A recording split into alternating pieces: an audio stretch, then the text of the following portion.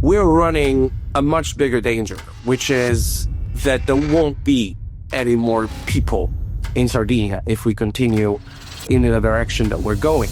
Today on our show, we're joined by Michele Collu. He's an Italian from the island of Sardinia. Michele has set up a new kind of endeavor, a social enterprise of sorts called Sardiamo. And Sardiamo is helping people to move to the island, to make it their home. As a person that has been abroad and has seen the world, I was able to both see the potential that this place could offer to someone that's coming from outside.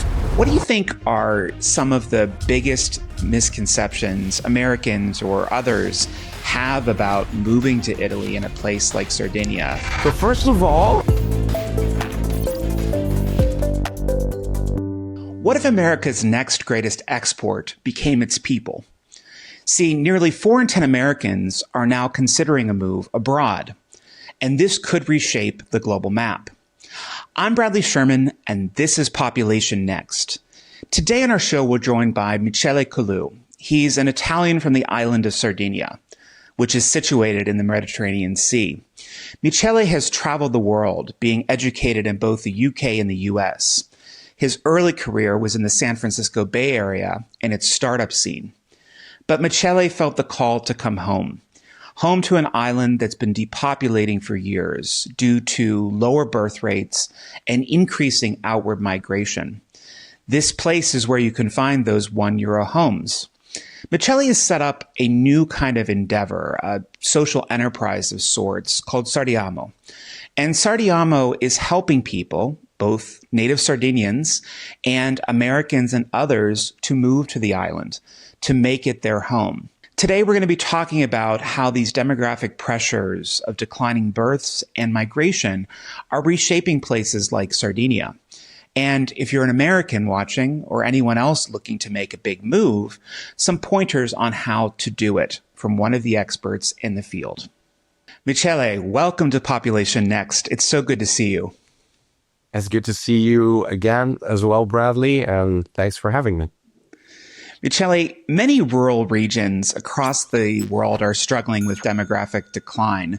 But what if the solution wasn't just boosting births, but inviting people back in? You know, you're somebody who was born in Sardinia, traveled to the UK and the United States, and then returned back. What pulled you back home? So that's a very important question that I've been asking myself or answering myself in different ways. But I think primarily, I came back with the idea of trying to reestablish myself here after a long time, as you've correctly hinted, where I had been moving elsewhere for study or work. So, tying it back to what you were just saying earlier, this area here, I'm from Sardinia, Italy, which is the second biggest island in the Mediterranean, has been suffering from emigration for pretty much, all the 1900s. And as a person that has been abroad and has seen the world, I was able to both see the potential that this place could offer to someone that's coming from outside. And at the same time, I noticed the decline in demographics that was pretty starking. If you travel inland here, there are entire municipalities where there's hardly any business functioning during the day, because there just isn't enough consumers. The population is aging. We're talking about people who are older demographic. They do everything at home. So imagine not very many restaurants. There's what we call a bar in Italy, which is actually a mixture between a place where they serve alcohol, but a cafeteria in the United States, that tends to be sort of the social point where all of the life around there happens, but it's pretty striking to witness. And so returning here, I was actually doing something else. I had the possibility to do it, first of all, which is important for what we were saying, because I brought my own work. I was working for a US tech company. And so, that was the first piece that I had to have in place, because as a place that has suffered for years and years from emigration, as you can imagine, economic opportunity isn't the thing that's most widely available here. So if you're coming here and you don't have a source of income that you can rely on, then it's almost a no-go, right? Because especially if you're coming from outside, not even speaking a local language, you're not going to be able to find a job. So I had to recreate that for myself once that the company I was working for got acquired. So my employment was terminated. And I had already started this as sort of a side project with my family that had the idea of promoting towards, overseas, the idea of come to Sardinia, come live here, and we will help you do that by taking care of all the legal, the logistics, and primarily the accommodation and housing. So we pulled our skills together. I'm a lawyer by training. I'm a registered attorney, although I don't really do any judicial work anymore. My mother is a realtor with 40 years of experience, and my sister is also an accomplished tech executive. So we thought, as a family that has relocated abroad for 20 years in different places, we understood very well what the challenges of a move abroad entails. And at the same time, we knew what kind of challenges an international person could face in a place like Sardinia, where, spoken English isn't necessarily commonplace. When you're dealing with the government, all the admin stuff you need to do, register for a doctor and everything, you may struggle. And so we put together this service that helps people just do that. Yeah, I don't know if that really answered your question, but yeah, no. And this is your company, Sardiamo, right? Correct. Correct. Yes. And you've often said, at least if I remember from our last conversation clearly, that Sardinia is a place that lost people but not potential. Like, what do you mean by that? Like, does it have the bones? Does it have the infrastructure? What makes it still a really attractive place for people to go to? So first of all, it's a beautiful place. It's an island with a coastal line that has some of the most beautiful beaches in the world. Just the other day, Cala Golorizze was nominated the top beach in the world. There's in the top 50, there's about another 3-4 beaches from Sardinia. So that's what we're famous for. Back in the 60s, this prompted people from the Emirates to make a luxury development. So that's kind of how we got onto the map. But the reality is that we have a very ancient history that it goes back to prehistory. We have these ruins that people don't really understand very well. So we have archaeologists coming from all over the world to take a look at these sites and try to understand with this lost civilization who they were. Some people attribute Sardinia as being what was told in the legend of the myth of Atlantis. So we've been around for a long time. But interestingly enough, we were always some sort of colony of someone else. It started with the Phoenicians, it continued with the Romans. Even when we were part of the Kingdom of Piedmont, which is the if you know the history of the unity of Italy, it's the kingdom that unified all of the other parts of Italy. It was called Regno di Sardegna. But we didn't really have a weight in terms of decision making or even economically. We were an agricultural society. There's a lot of sheep breeding here, so we still have this sheep that roam the island, and they make this pecorino. Our pecorino is also one of the other things that we're famous for.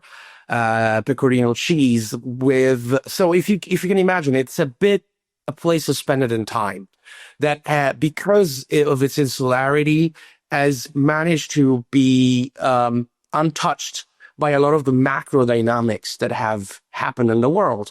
And so we have traditions of artisanal craft. We have tradition of agriculture. Anything here grows well. We have good soil. So we have some of the most award-winning almonds in the world, walnuts in the world. We're a little paradise in miniature, if you will.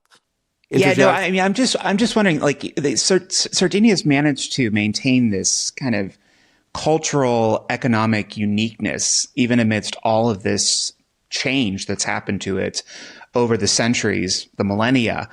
Is there any concern that a new wave of people, of foreigners, could disrupt that in any way? So I think it's a natural reaction to want to think in those terms, but the way I see it is we're running a much bigger danger, which is that there won't be any more people in Sardinia if we continue in the direction that we're going.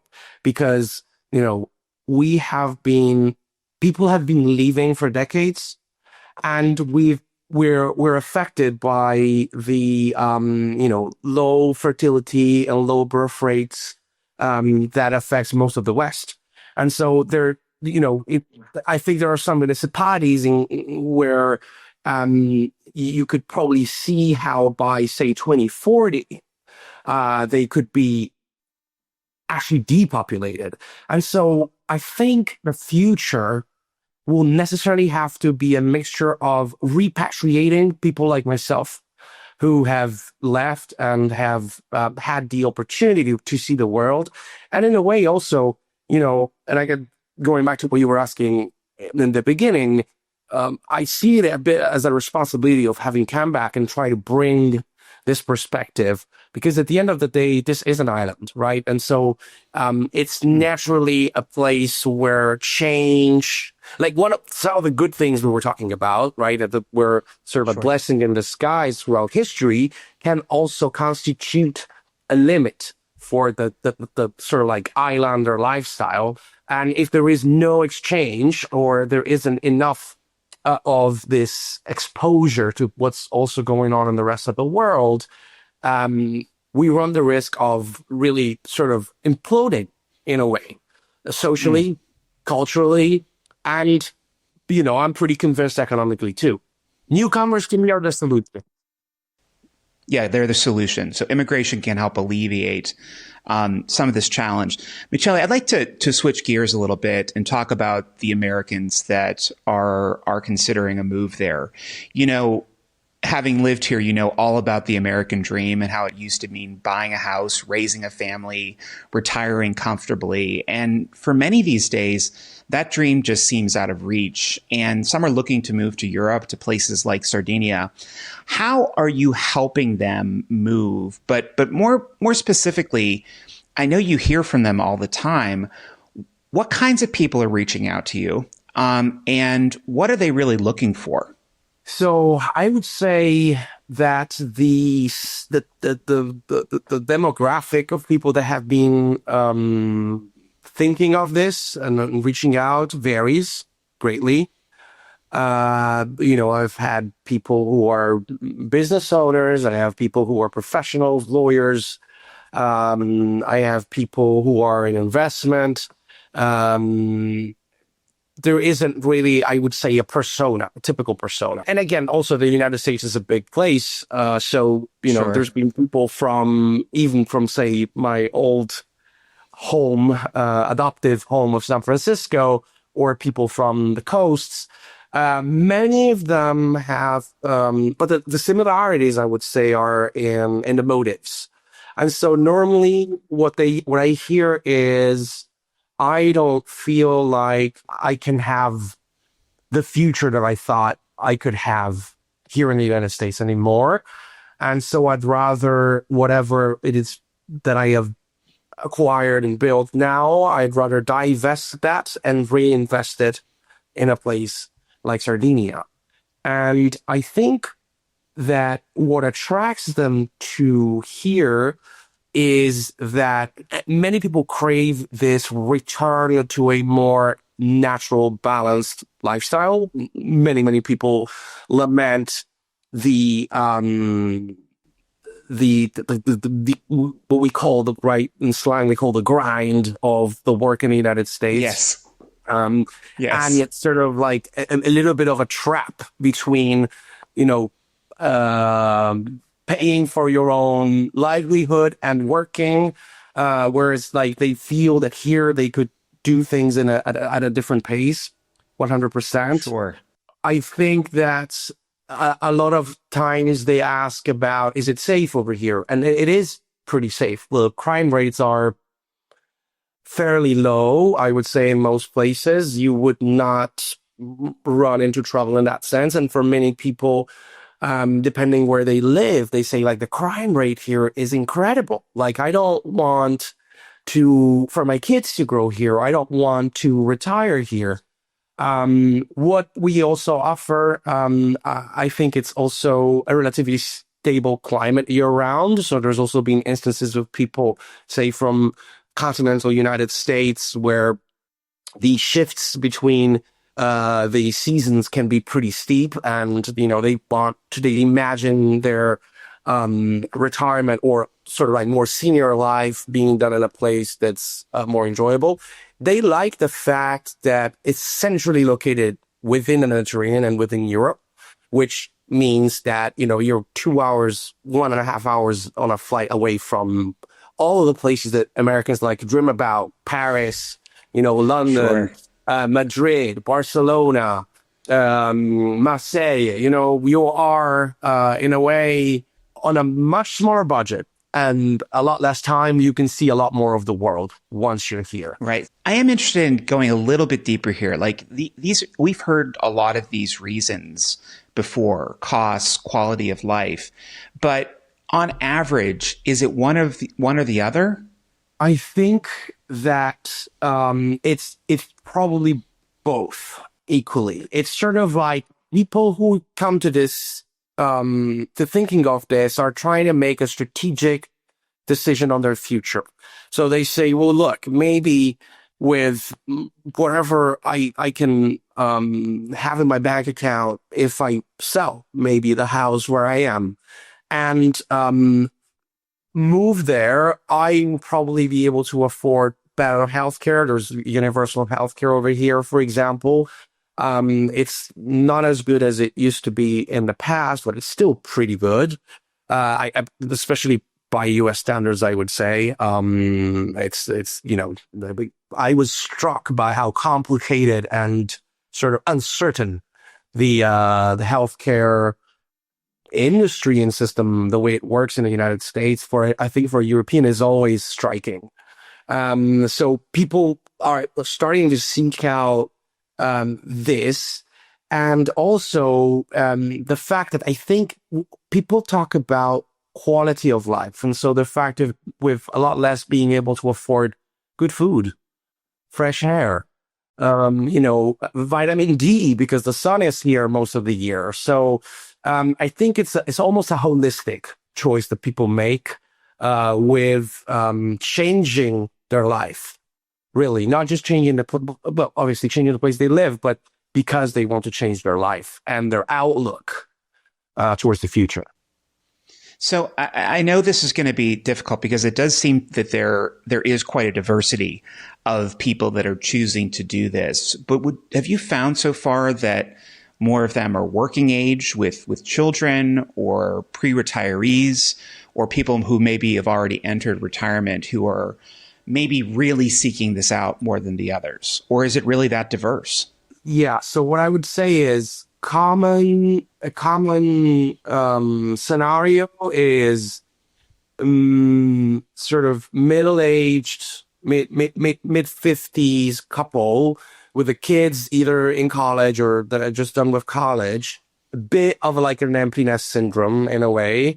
And the idea that like my kids now are old, so they don't need me as much. And, if anything, they would be super happy to come visit me if I lived in Italy. So that's one scenario. I think young couples with young kids is less common. And I think that I understand that it's a lot more difficult to do that. But there's been instances. And then there is either people who are close to retirement or, have probably, 10 years to go, but there's want to start thinking creatively about it, that are, I would say, so if the middle-aged couple with the emptiness syndrome is number one, people looking into retirement in a few years is number two. You've obviously worked with a number of different clients now. Is there one that sticks out in your head as just being a real success story of taking that leap, finding the right home, and making a new life on Sardinia? I have a couple of them. They have very unique setups in their life, though, that make it so. One of my clients is an international contractor that works pretty much in the Middle East. And for them, they're the type of people who will spend a summer here, which is, a prime thing to do. Everybody else comes here from outside, and then they'll be skiing in the Alps all winter. So, definitely an outlier though in terms of the type of background. But they love it because, for example, I can tell you the reasons why they love it aren't necessarily unique to them. So they bought a property that is literally beach view and 300 meters from the beach for 300,000 euro. They renovated it with another 100K. And for them, it's like, wow, now we have a beachside villa, right? In Europe, in a place where, the coast is very nice. So it's kind of like almost if they had to, they were coming from California. So they know that a similar thing there would cost, probably more than 3 million, right? So it's just like this affordability of luxury that, it's not even felt as luxury here. That is what drives them. And the same thing goes for the fact that they love to go to the food market, the local food market, and buy the fresh produce that it comes from the island, right? Primarily. So all these things, I think, when you're starting to see life as less transactional and just like about, eating and isn't just feeding yourself, but it's, deciding what to eat and going out and picking out the things that you decide to eat. And you can go at a market and talk to the farmer or talk to the fisherman who grew it or brought that produce to you, ask questions about how it's made. I don't know. I think for me, maybe I am excessively romantic about it, but I do feel that this is what makes life interesting, right? And everything else is just surviving. Right. More than right. living.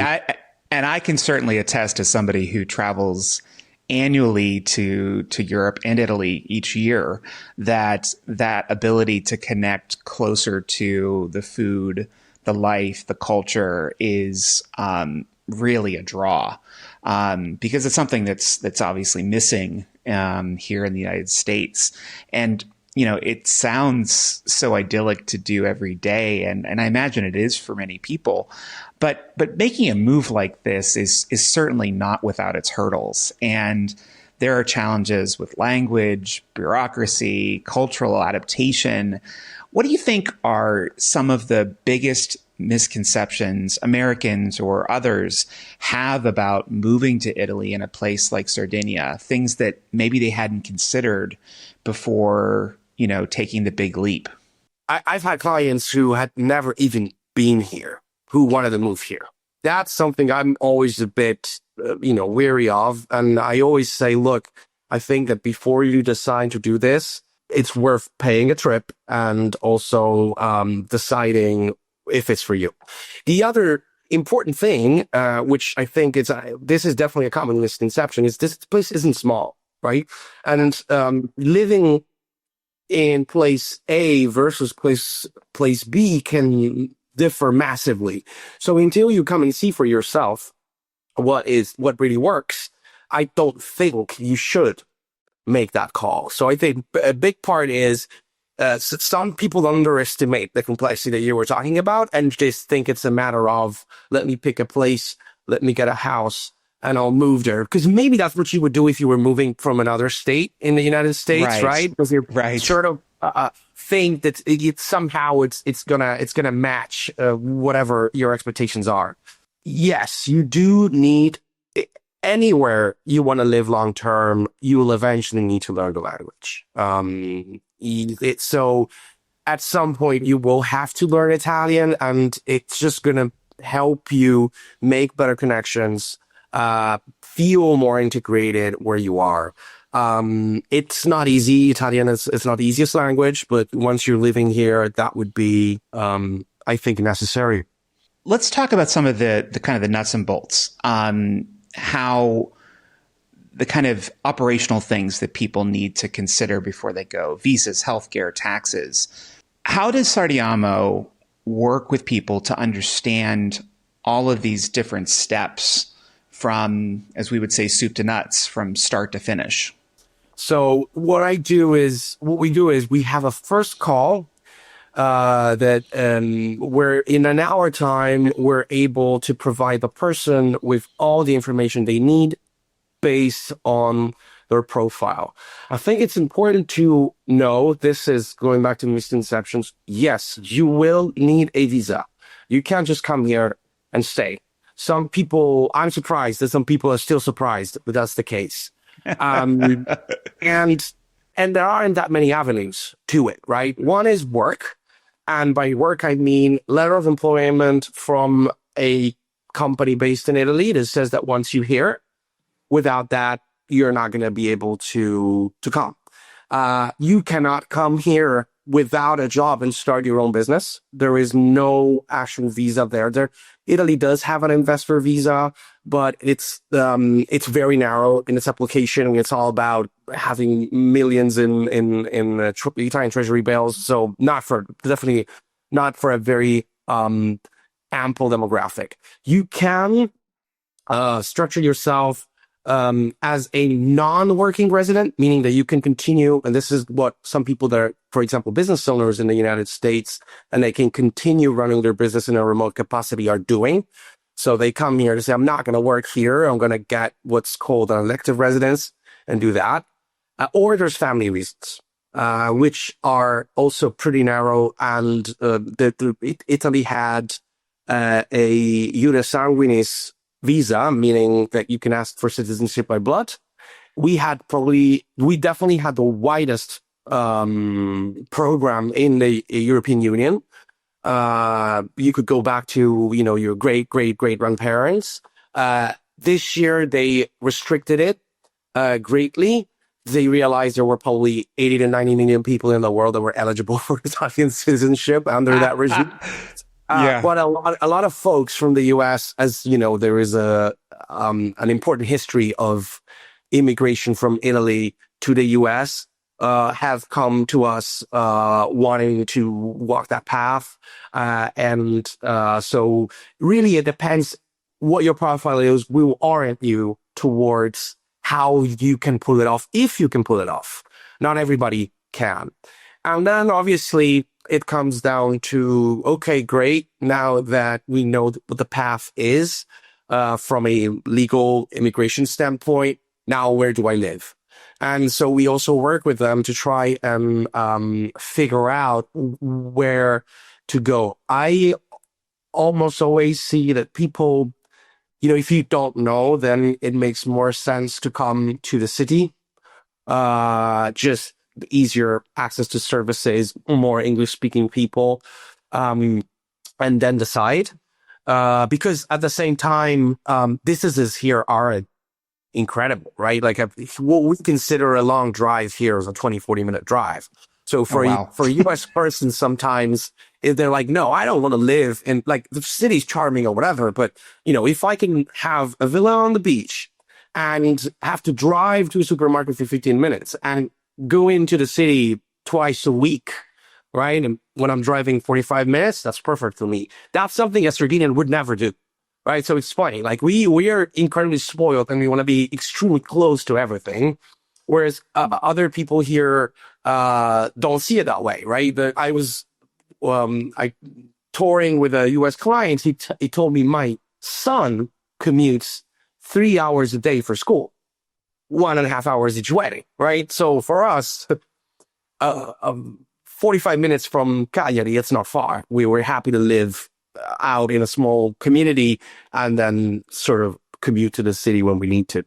So, Michele, one last question. We know that people are listening to this and they're probably asking the question, can I do this? What's your advice to them and how do they get in touch with you? It's worth exploring. Definitely, if you have a work opportunity, for example, you're working for a company that has Italian offices and they're open to that, you could have to be moved to the Italian office and do this. There's a whole host of benefits that you can, because we don't only help people move, but we also help them leverage fiscal benefits that are available to expats, for example, or get into programs that have been designed to encourage residencies in small municipalities here, which also bring with their own benefits. You have to be very sure of being able to work. That, again, you can't come here and find employment. And I think you should definitely come for a short holiday, see around, and understand that, what kind of place it is and where in this landscape you could see yourself living long term. Because I think once you make the move, it's something that you probably don't want to reverse in a year or two, but you would want to make as permanent as possible. So it does require planning, but at the same time, I don't think that if overthinking it can also be a way of never doing it, right? So a little bit of courage and a little bit of curiosity, coming, understanding, is it really for me? Just because it's beautiful, it doesn't mean that you'll enjoy it long term. But I do think that there is a lot of charm in the way of life and in things. So I would imagine that most people would enjoy it rather than not. And so why not give it a shot? Well, Michele, this has been absolutely fascinating. Thank you so much for your insights and expertise and for joining me today on Population Next. Thank you, Bradley, for your kind interest in what we do and having given me the opportunity to be able to share this with your audience.